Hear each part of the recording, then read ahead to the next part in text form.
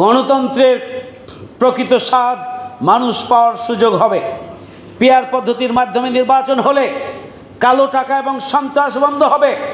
PR পদ্ধতির মাধ্যমে নির্বাচন হলে একটা ভারসাম্যপূর্ণ পার্লামেন্ট প্রতিষ্ঠিত হবে।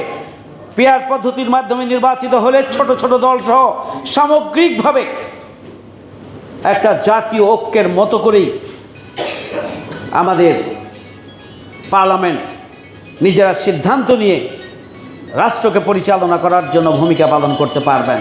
পিআর পদ্ধতির মাধ্যমে যদি নির্বাচন হয় তাহলে আমাদের প্রতিটি ভোটারের ভোটকে যথাযথ মূল্যায়ন করা সম্ভব হবে, অন্যথায় হবে না।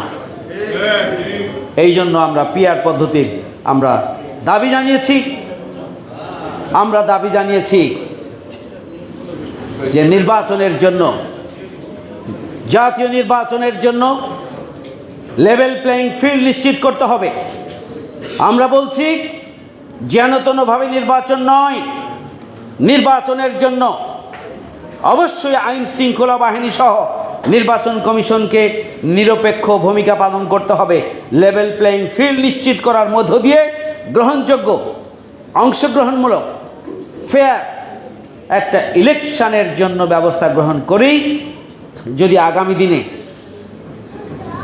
যদি দেশপ্রেমিক গণতান্ত্রিকভাবে সত্য সুন্দরের প্রতিষ্ঠার জন্য, একটা কল্যাণ রাষ্ট্র প্রতিষ্ঠার জন্য যারা স্বপ্ন দেখেন, যদি তাদের হাতে ক্ষমতা আসে তাহলে জুলাই যোদ্ধারা সম্মানিত হবে।